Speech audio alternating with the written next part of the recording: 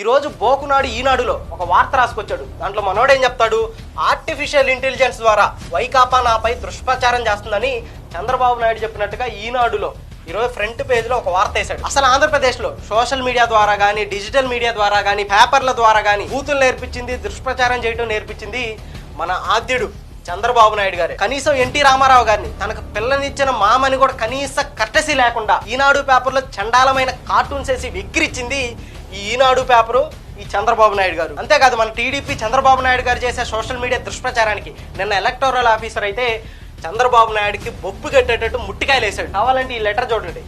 Office of the chief electoral officer Andhra Pradesh. ఈ notice ఇచ్చి ఏం చెప్పాడో తెలుసా? ఏ derogatory social media post is being circulated by Telugu Desam party which contains footage depicting YSRCP leader Sri YS Jaganmohan Reddy in derogatory manner at a specific time stamps. సాక్షాత్తు ఒక chief minister ని model code of conduct ఉన్నా కూడా డెరోగేటరీగా దుష్ప్రచారం చేస్తా ఉంటే ఇంకా సిగ్గు లేకుండా చంద్రబాబు నాయుడు గారు ఆయన ఆర్టిఫిషియల్ ఇంటెలిజెన్స్ వాడి దుష్ప్రచారం చేస్తున్నారని చెప్తారా? చంద్రబాబు నాయుడుకి సోషల్ మీడియా వాడుకొని దుష్ప్రచారం చేయడం ఇదేం కొత్త కాదు. చీఫ్ మినిస్టర్ ని, వాళ్ళ ఫ్యామిలీ మెంబర్స్ ని, వాళ్ళ పార్టీ నాయకుల్ని, ఆ పార్టీ క్యాడర్లు ఎవరైతే వైసీపీ గురించి మాట్లాడతారో వాళ్ళందరిపైన ఇలా ఆర్టిఫిషియల్ ఇంటెలిజెన్స్ వాడి దుష్ప్రచారం చేసేది సాక్షాత్తు మన విజనరీ లీడర్ చంద్రబాబు నాయుడు గారు.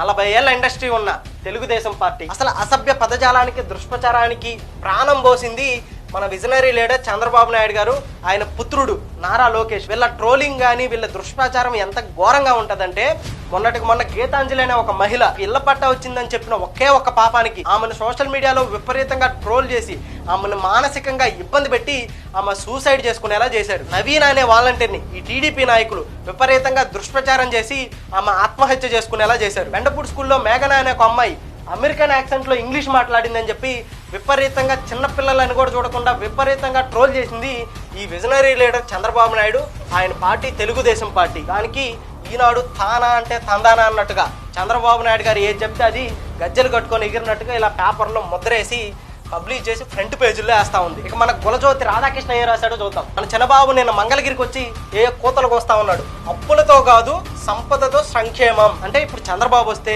లోకేష్ 2 శాఖలకు మంత్రి అయితే అప్పటికప్పుడు భూమిలో నుంచి డబ్బులు అట్లా పుట్టుకొస్తాయి. ఈ చంద్రబాబు నాయుడుకి, నారా లోకేష్ కి ఆ యొక్క అతీత శక్తులు ఉంటాయి అనమాట.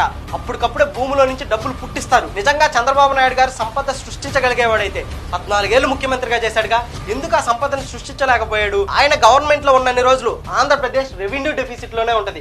కావాలంటే ఈ రిపోర్ట్ చూడండి. ఇది నేను, నువ్వు, చంద్రబాబు నాయుడు రాసుకుంది కాదు, ఇది అథెంటికేటెడ్ ఆంధ్రప్రదేశ్ గవర్నమెంట్ ఇచ్చింది. చంద్రబాబు నాయుడు గారు 1999లో ఉన్నప్పుడు రెవెన్యూ డెఫిసిట్ ఎంత తెలుసా?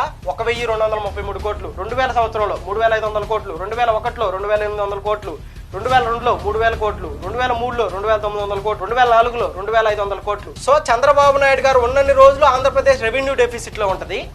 మళ్ళీ ఆ చంద్రబాబు నాయుడు గారు దిగిపోయిన తర్వాత, వైఎస్ఆర్ గారు వచ్చిన తర్వాత మళ్ళీ ఆంధ్రప్రదేశ్ సర్ప్లస్ బడ్జెట్ లోకి వచ్చింది. తర్వాత వచ్చిన కిరణ్ కుమార్ రెడ్డి గారు, రోసే గారు ఎవరున్నా సరే ఆంధ్రప్రదేశ్ సర్ప్లస్ బడ్జెట్ లో ఉంది. కానీ చంద్రబాబు నాయుడు వస్తే మాత్రం రెవెన్యూ డెఫిసిట్ లో ఉంటుంది. మళ్ళీ 2014లో చంద్రబాబు నాయుడు గారు వచ్చారు. 2014లో రెవెన్యూ డెఫిసిట్ ఎంత? 13,700 కోట్లు. 2015లో 7,000 కోట్లు. 2017లో 17,000 కోట్లు.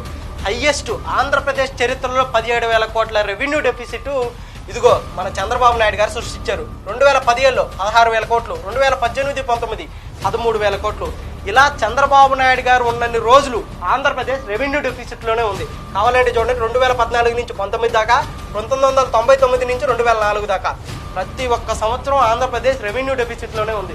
ఇంకా సిగ్గు లేకుండా వీళ్ళు ఈ ఉత్తపుత్రుడు నారా లోకేష్, ఆయన బాబు చంద్రబాబు నాయుడు గారు ఇప్పటికిప్పుడు గవర్నమెంట్ ఫామ్ చేసేసి ఆంధ్రప్రదేశ్ ని సర్ప్లస్ బడ్జెట్ లోకి తీసుకొని వచ్చి సంపదతో సంక్షేమం చేస్తారంట. అల్లావుద్దీన్ అద్భుత దీపం లాగా మార్చేసి సంపద సృష్టించి సంక్షేమం ఇస్తాడంట.